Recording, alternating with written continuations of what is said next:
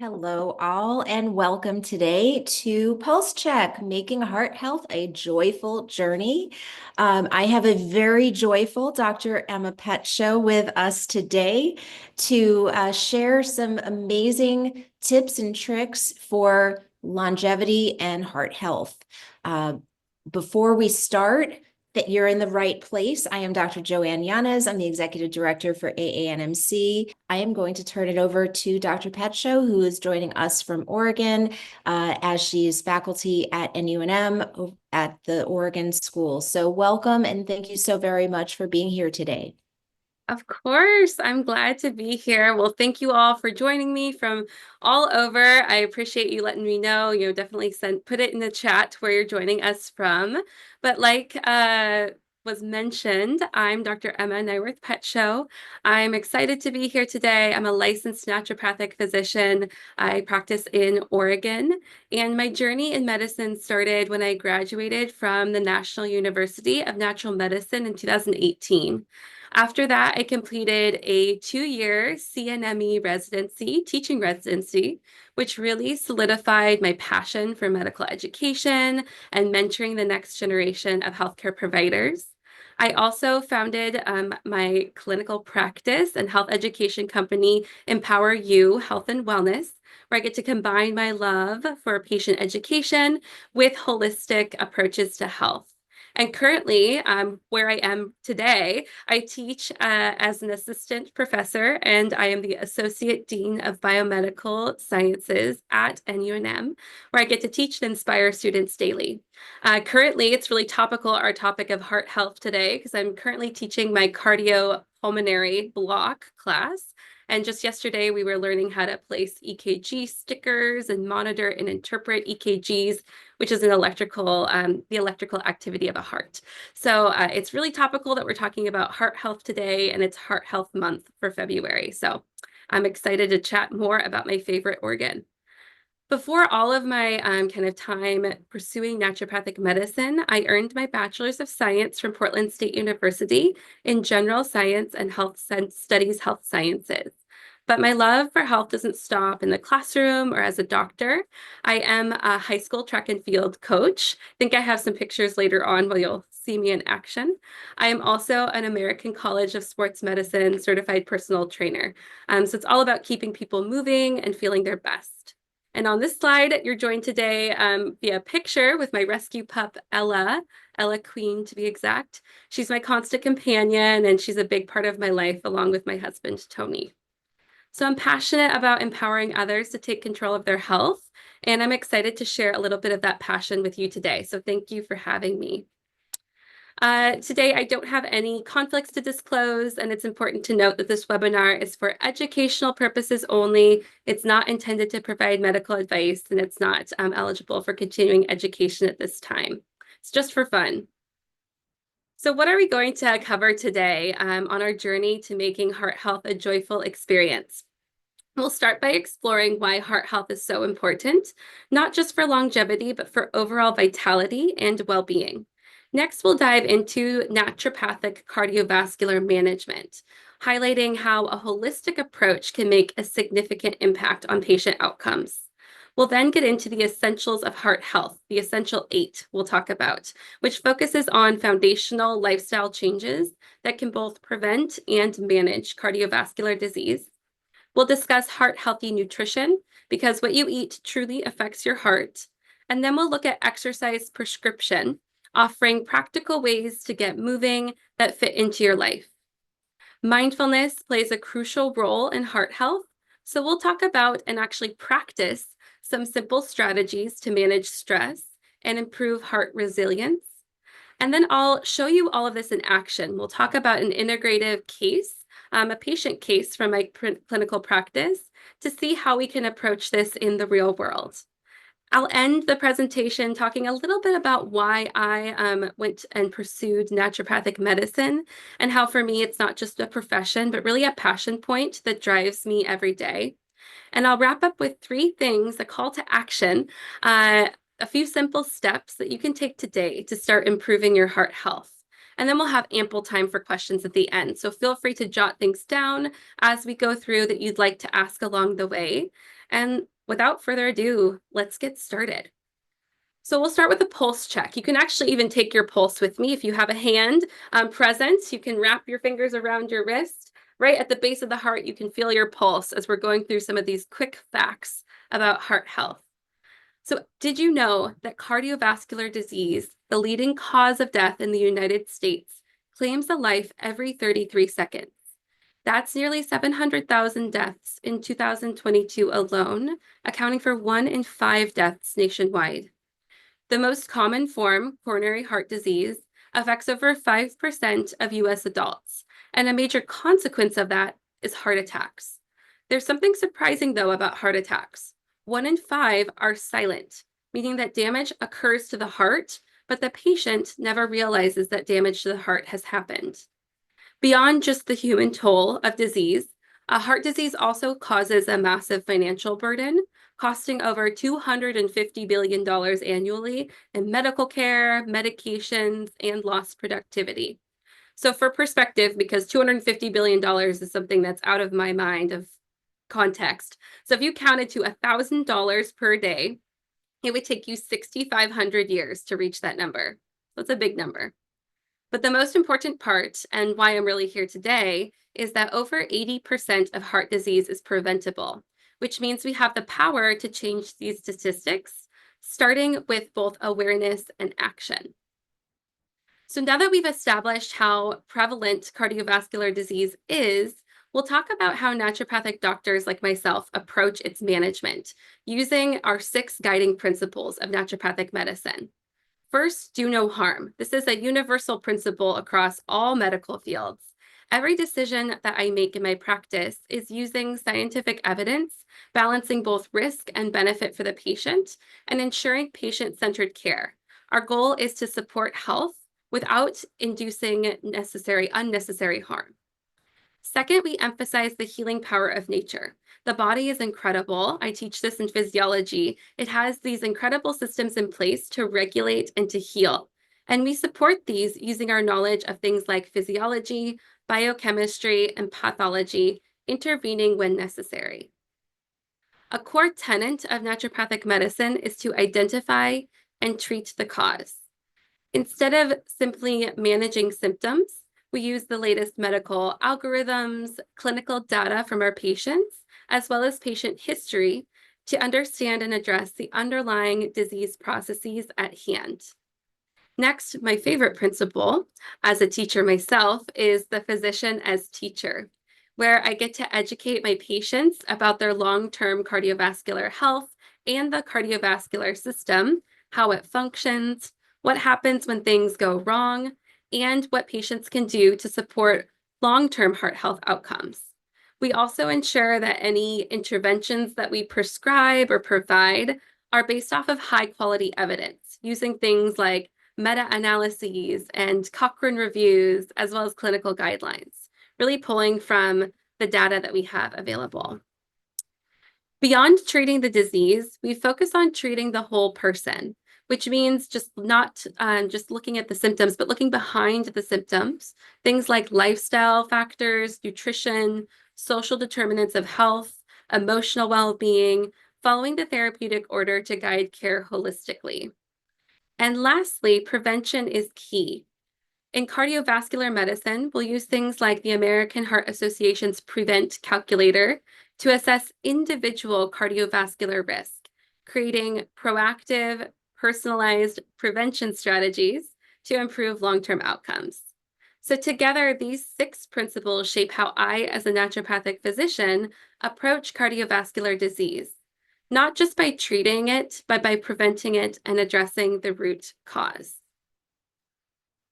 Now that we understand kind of the framework of medicine that I use, we'll get into all the different factors within the body that contribute to the development of cardiovascular disease. As a naturopathic doctor, our role is to identify these underlying pathophysiologic mechanisms and use them to guide treatment, especially focusing on prevention, knowing that 80% or more of heart disease is preventable. By understanding how all these different factors interact, we can create a personalized, evidence-based strategy to support long-term heart health. So we'll explore some of these key contributors and see how they can actually affect and prevent heart disease. So what makes the heart tick? Cardiovascular disease isn't something that develops acutely. Like some disease develops quickly, like common cold or a flu or things like that. But cardiovascular disease doesn't develop overnight. It's the result of multiple different interacting mechanisms at both the cellular and systemic levels. So we'll break down some of these key processes that contribute to heart disease. First, chronic inflammation. Inflammation is the body's natural defense mechanism. When it's acute, it helps to fight off disease like infection, repairs damage. If I have a paper cut, inflammation is part of the process that helps me heal the skin, helps my body heal itself. But when inflammation moves from acute to chronic and becomes unchecked, it can lead to a constant release of pro-inflammatory cytokines or chemicals within the body. Over time, this increases stress on our cells, it can damage tissues, and can contribute to cardiovascular dysfunction. One major consequence of chronic inflammation is what we call endothelial dysfunction. The endothelium, essentially our cells that line all of the blood vessels in our body, and they play a critical role in regulating blood flow, vascular tone, and blood pressure. So a healthy endothelium produces the chemical called nitric oxide, which helps our blood vessels relax. However, in conditions like diabetes, high blood pressure, hypertension, and chronic inflammation, our endothelial cells lose their ability to function properly. That leads to a narrowed blood vessel, a less flexible artery, and it can lead to an increased risk of heart disease and stroke. So a key outcome that we can see from endothelial dysfunction is atherosclerosis, which is a slow, progressive condition that involves plaque formation inside of an artery. A plaque is essentially a combination of cholesterol, fats, and other substances, and they begin to develop when the inside of our blood vessels, or the artery lining, becomes damaged. Over time, these plaques can narrow or completely block our arteries, which increases the risk of heart attack and stroke. Cardiovascular disease, though, isn't just confined to what's happening in our blood vessels or our arteries. It's also influenced by genetics and epigenetics. So now we can't completely control our family history. And while family history plays a role, research looking at epigenetics has found that lifestyle and our environment can modify how our genes are expressed. That means that the choices we make today, what we eat, how we move our body, and how we manage stress can impact not only our own heart health, but potentially influence future generations as well. And of course, these are only a few things. I haven't even touched on social determinants of health, factors like access to healthcare, socioeconomic status, and environmental stressors, which also have a great effect on the heart. These play a major role in cardiovascular outcomes. We'll dive deeper into a few of these things when you take my heart course or cardiovascular course in the future, if I see you in my class. Looking specifically at then what we can do to prevent these pathophysiologic mechanisms from taking hold, we can focus on 8 things that are modifiable, or essentially life's essential 8.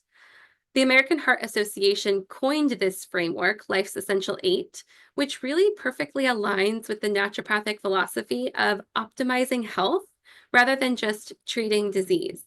These 8 modifiable risk factors serve as a foundation to reduce cardiovascular disease risk and improve long-term health outcomes. So we'll look at a few of them kind of as a group here on this slide, and then in further slides, we'll focus in on a couple really key components, or I'll call them the 4 legs of our foundational table. We'll get there here in a moment.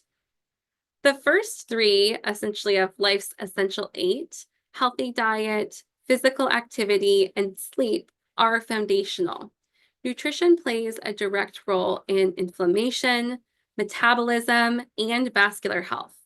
Regular movement and exercise help to maintain healthy circulation, weight management, and metabolic balance. And quality sleep is critical for blood pressure control, hormonal balance, and stress recovery. So these three lifestyle factors directly influence healthy weight management as well, which is another individual component of life's essential eight. Then, all along on its own, is nicotine avoidance, which, as a single essential eight component, has a high impact change that dramatically lowers cardiovascular risk. In clinical practice, I'll use a combination of pharmaceutical options, things like nicotine replacement therapy, behavioral counseling, and naturopathic support. Things like botanical medicine and supplements to reduce cravings, as well as to support lung function in post-tobacco cessation, or for patients who are quitting using tobacco products. And lastly, there's three key biomarkers listed: blood lipids, things like cholesterol and triglycerides; blood glucose to monitor diabetes and metabolic syndrome; and blood pressure to assess for cardiovascular strain and risk. In clinical practice, I'll use screening tools and guidelines like the USPSTF screening guidelines for annual monitoring of these key health biomarkers, and work with patients to optimize them using things like diet, lifestyle changes, and targeted interventions.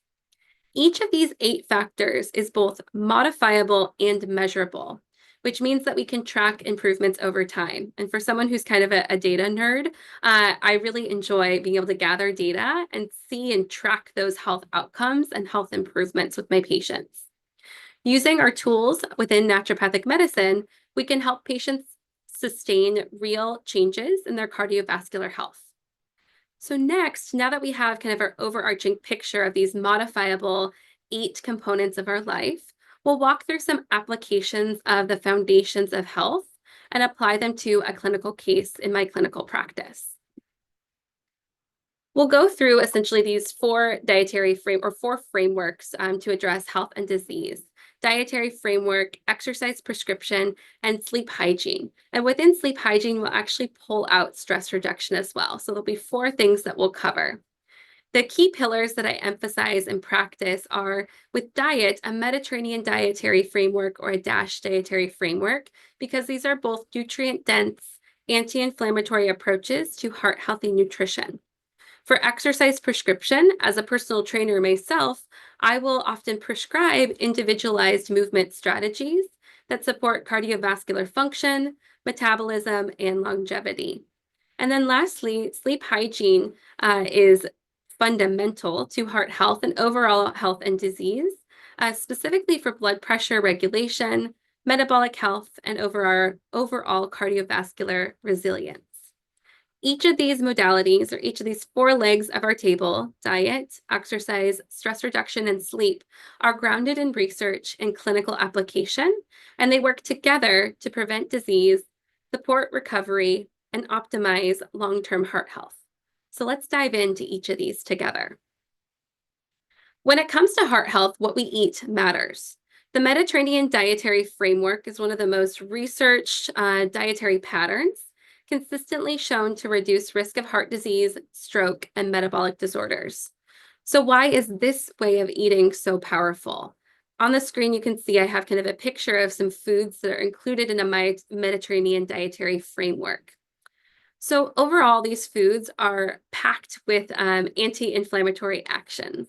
Things like olive oil, nuts, fish, and fresh produce help to fight that chronic inflammation we discussed, which is a key driver of cardiovascular disease. Secondarily, this dietary framework supports healthy weight management, which this isn't about eating less, it's about eating smarter. High fiber foods, healthy fats, and balanced meals help patients stay full, satisfied, and help to promote healthy metabolic health, making long-term weight maintenance more achievable. In that, it also is a great prevention for type 2 diabetes.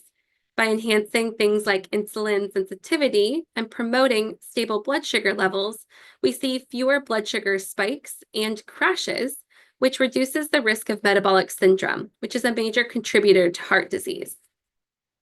The Mediterranean diet also directly boosts heart health.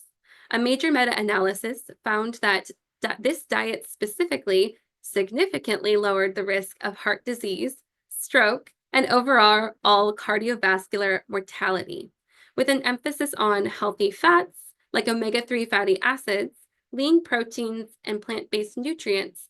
It's one of the best diets for cardiovascular longevity. But heart health isn't just about the heart, ironically. It's about other organ systems too, like the brain.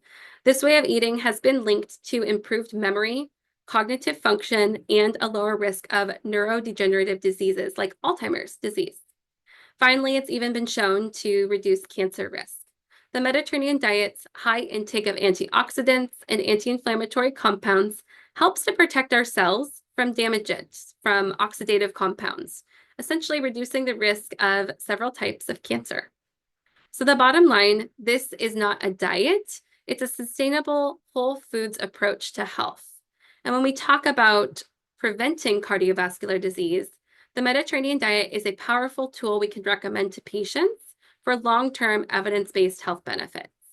I do want to note that while this is one dietary framework, there's many different dietary frameworks out here, and what might be studied and work for one patient might not work for all. And that's the beauty of naturopathic medicine, is that I can use my evidence to support my clinical decisions, but I don't need to have a one-size-fits-all prescription for my patients. I can use individualized patient recommendations based off of my patient's needs. So this has a lot of evidence, but it might not fit every patient. I do want to focus, though, on a few targeted nutritional therapies that we can kind of pull out of a Mediterranean dietary framework. Because while I like to focus on a balanced diet as kind of our foundation for cardiovascular health, sometimes a more targeted approach is necessary to address specific cardiovascular concerns. So we'll look at a couple of these key nutrients that have strong evidence supporting their role in heart health. Omega-3 fatty acids, specifically EPA, are one of the most well-researched nutrients for heart health. This is EPA is a type of omega-3 fatty acid found in fish like salmon, sardines, and anchovies. And studies, including the Reduce It trial, have shown that high-dose EPA supplementation can significantly reduce cardiovascular events like heart attacks and strokes, lowering triglyceride levels and decreasing inflammation.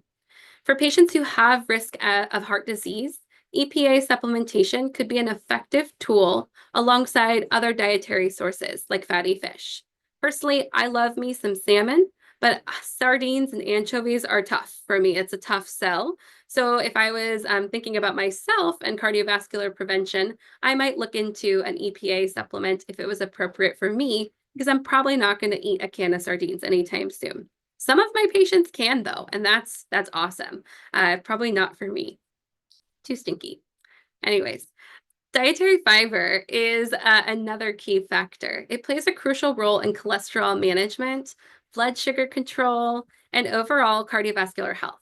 A large meta-analysis of dietary fiber intake found that individuals who consume higher amounts of fiber have a significantly lower risk of heart disease and stroke. Fiber will help by binding to cholesterol in the gut and the digestive tract, which helps reduce our absorption of cholesterol and helps to eliminate it, actually. This will promote a healthier lipid profile in our blood. So encouraging patients to eat more vegetables, legumes, whole grains, and seeds can have a profound impact on heart health overall.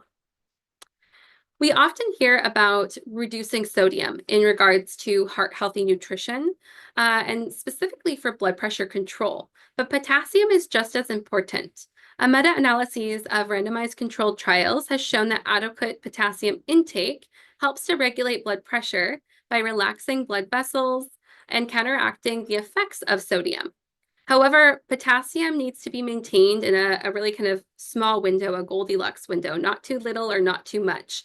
If you have too little or too much, it could be problematic for the body, especially if patients are on certain medications or have other diseases, specifically diseases of the kidney. Some good sources of potassium in the diet are bananas, avocados, leafy greens, and legumes.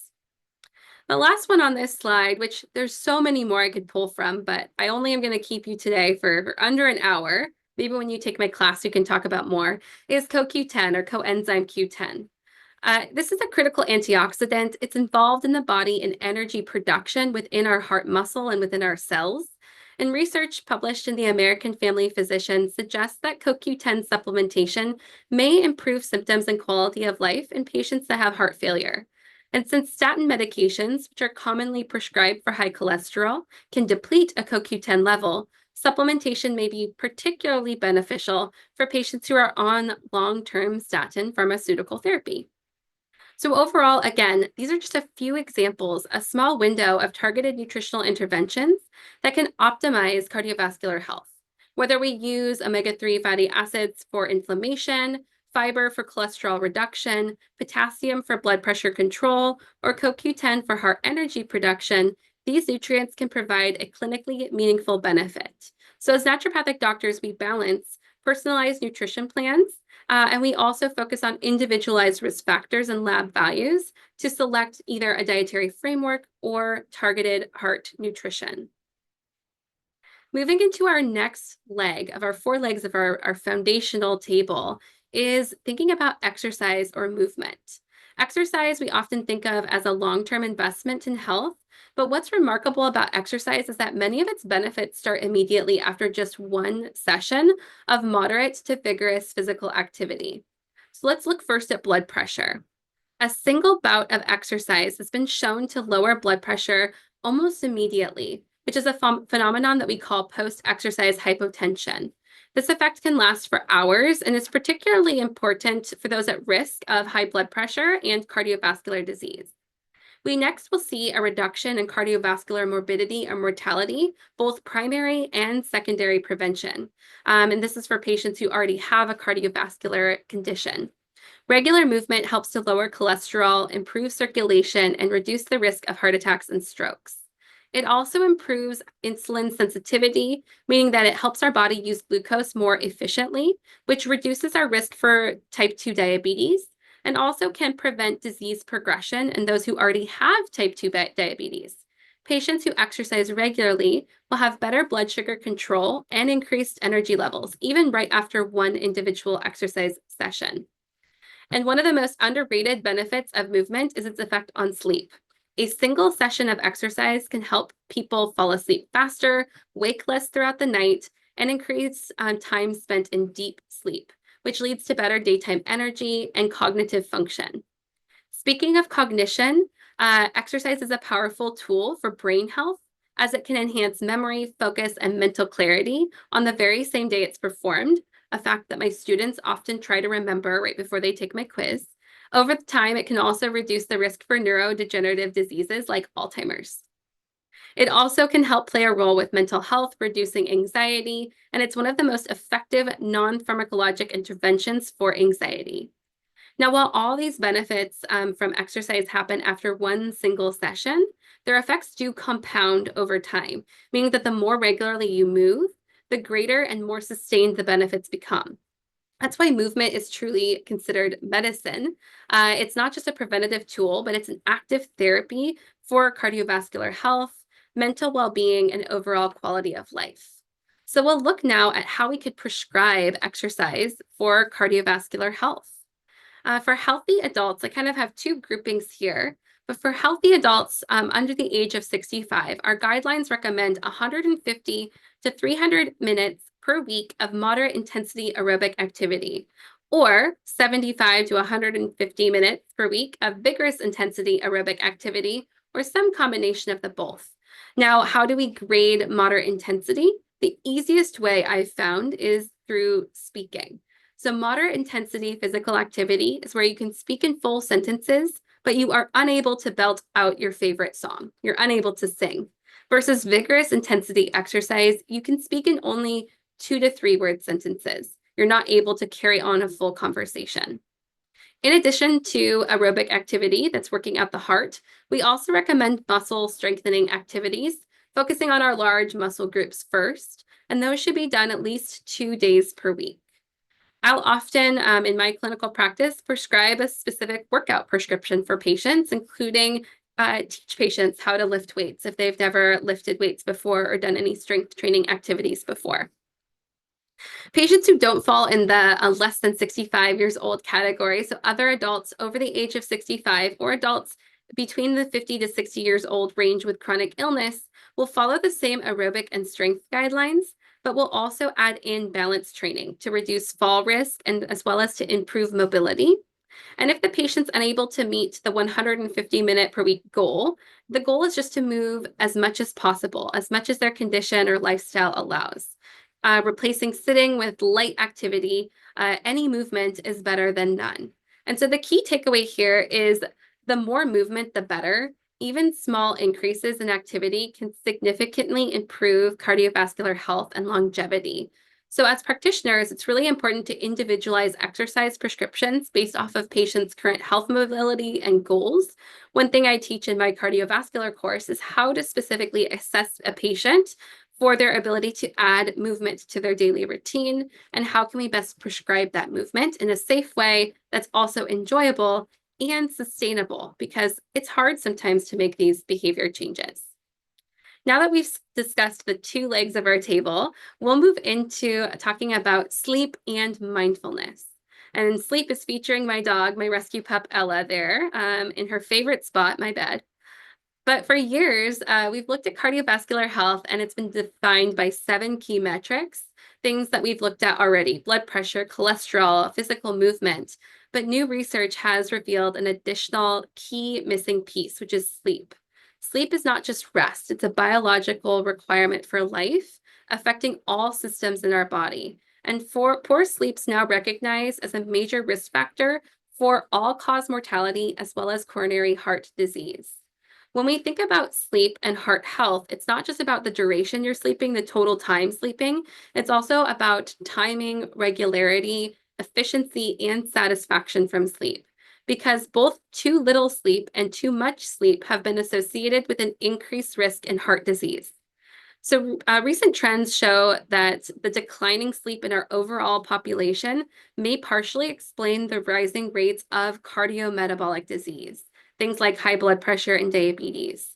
So sleep is an independent predictor of heart disease events, meaning that even when we optimize all other metrics that we've looked at so far, if you have poor sleep, it can still increase your heart disease risk. Sleep is also associated with mental and emotional health and well-being, as well as things like social determinants of health. Psychological stressors, socioeconomic barriers, and work schedules can directly impact sleep, making it essential to address sleep health in a personalized way. I think about this personally when I think back to my time studying as a pre-medical student in undergrad, and how I often robbed myself of sleep to stay up all night to study for a test. And then in medical school, I found out that wasn't so sustainable. And now as a physician, looking at it from the other side of the coin, I am like, wow, if I would have just slept the night before the exam, I would have been so much more well rested and probably would have had more success on those tested days. Overall, because of this strong relationship with heart health, the ability to also measure and improve sleep, sleep is now our key metric of our heart's essential 8. So moving forward, as doctors, we assess sleep, we manage sleep, we focus on sleep hygiene recommendations to help patients improve their cardiovascular risk. Our last leg of our table is going to be mindfulness or stress reduction. And this is where we are going to practice what we preach a little bit. So stress is often overlooked as a contributor to cardiovascular disease, but the connection is well documented. Chronic psychosocial stress increases inflammation, dysregulates the autonomic nervous system, and contributes to high blood pressure and heart disease.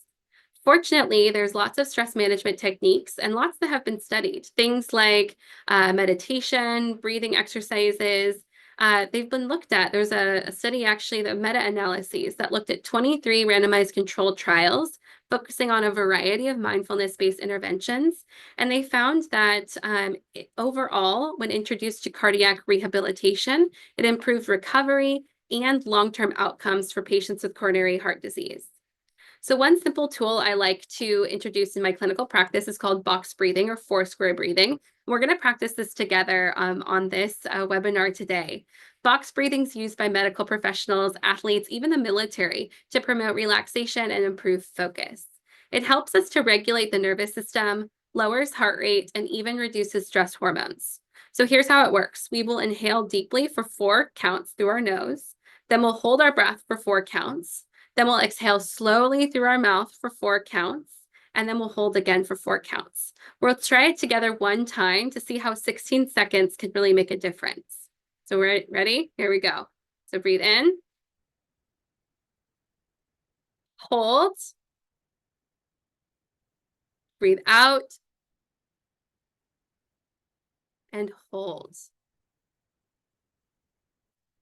Just that simple activity, 16 seconds can really make a difference in your overall health and just how you feel in your body. It's accessible, it's simple, and it can be applied anywhere. It's a great way to induce our parasympathetic nervous system or our rest and digest nervous system and counteract the harmful effects that stress has on the heart. So just a few minutes of mindful breathing every day can improve heart rate variability, reduce blood pressure, and improve overall heart health.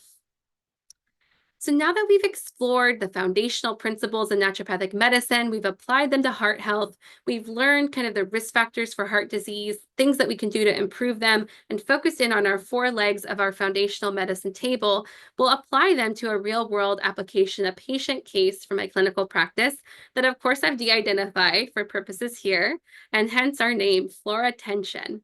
Flora Tension is a 45-year-old female who presented with high blood pressure. Like many patients with high blood pressure or hypertension, Flora was interested in managing her condition with less medications if possible, if it was safe to do so. Her goal was clear. She wanted to achieve optimal blood pressure because her blood pressure was currently not controlled despite being on 2 separate medications. And if possible, long-term, she would like to taper off or down on one of her medications as it was causing some side effects that she didn't like. Our initial approach was to do a comprehensive assessment. So I took a full history, we did an exam, did some laboratory studies that were indicated to establish a baseline, but also to identify additional modifiable risk factors that could be addressed through an integrative, patient-centered approach. I recognize also that effective blood pressure management requires a multifaceted strategy. So I did work in coordination with her primary care provider, who was managing her medications, to ensure that any modifications that I was making for her treatment plan were done safely and collaboratively amongst healthcare providers. We did some lifestyle interventions. Flora was introduced to the Mediterranean dietary framework, which, as we know now, is rich in heart-healthy fats, fiber, and antioxidants. And this eating plan has been studied for its benefits in reducing high blood pressure and heart disease risk. Additionally, she incorporated daily movement in a way she was able to do so by adding 5,000 steps per day. And she also embraced the naturopathic principle docere by doctor as teacher by learning more about her heart, high blood pressure, and her own health journey.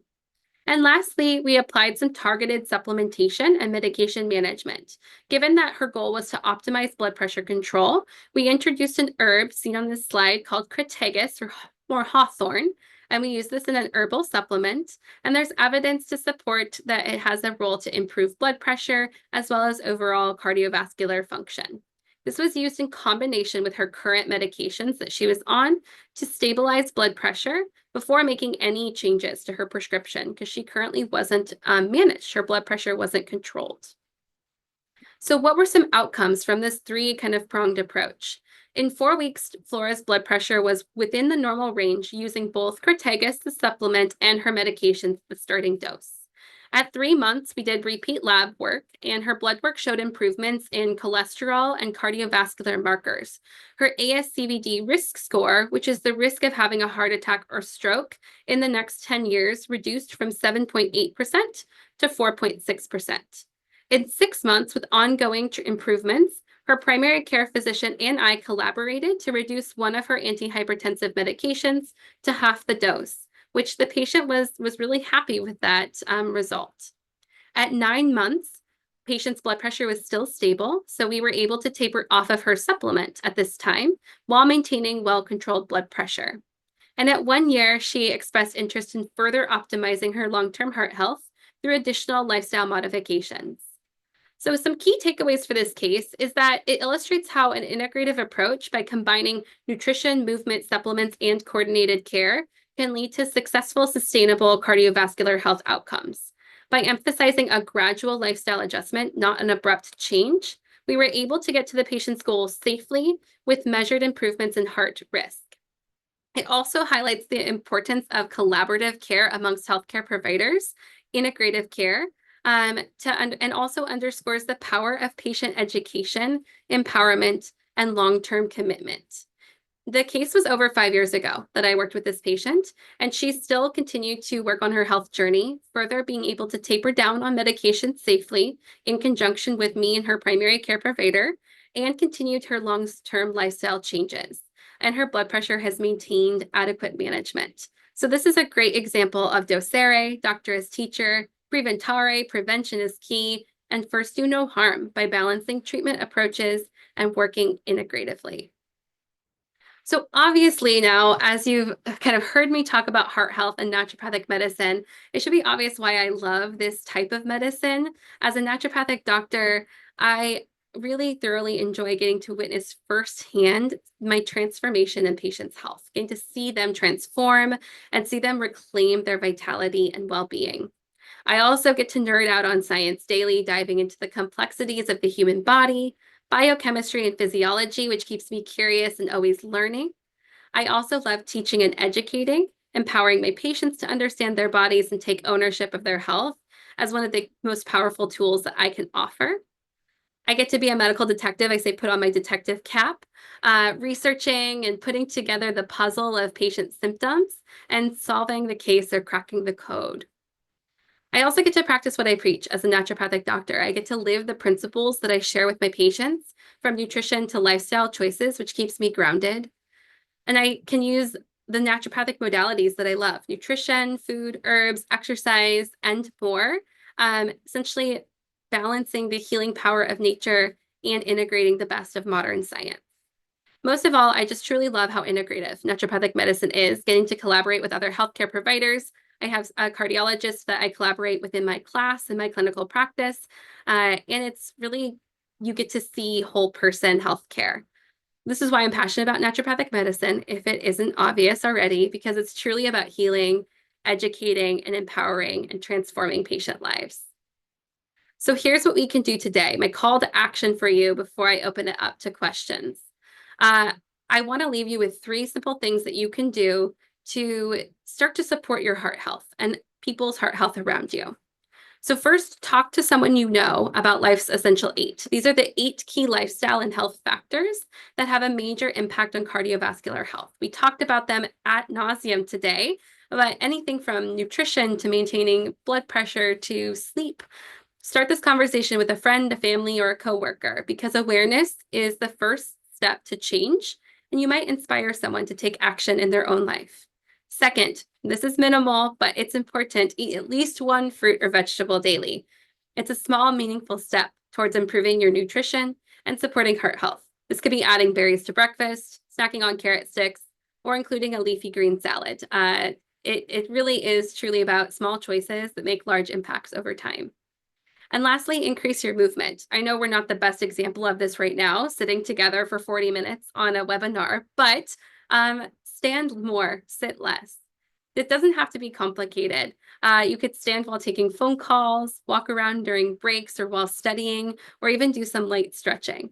Small changes in your daily movement routine can significantly improve your heart health over time. Overall, it's not about perfection, it's about progress.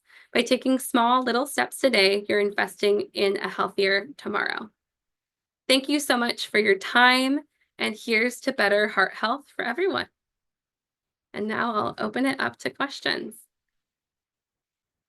Thank you so much, Dr. Petshow. So Yeah, before we go to questions, can you just go to the following slide and I'll do some wrap ups and then we can take some questions. yeah. So for those of you interested, here is the contact information for Dr. Emma, and feel free to screenshot that. Next slide. That's all my references. So if you want to nerd out, you go for it, go to town. Beautiful. And we just want to make a really quick announcement about upcoming events. So we've got From Passion to Profession coming up on in March. And then we will be talking about driving a successful cash-based ND practice. So lots of fun things coming our way, and look forward to seeing you at a future event. So with that, there are a few questions coming forward. Um, there was a question about the particle size LDL test and how you get that test done. Yeah, absolutely. So you can, there's cholesterol, all kinds of different cholesterol tests that you can do, right? Ranging from a basic lipid panel, which looks at total cholesterol and LDL, HDL, and triglycerides. LDL being what we would consider more of your unhealthy cholesterol, and HDL being more of your protective cholesterol.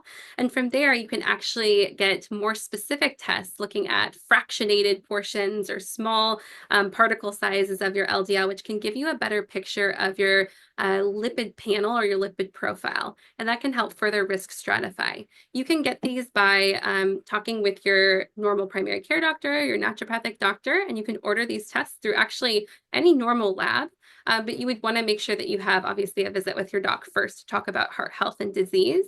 And these kind of fractionated LDL values can help further risk stratify you. And we put them into these essentially categories to say, okay, is this cholesterol pattern showing a patient that's going to be at more risk of having a heart attack or stroke, or potentially less risk of having a heart attack or stroke? But there are things that your normal doctor can order for you, whether it's a naturopathic doctor, your PCP, or even a cardiologist.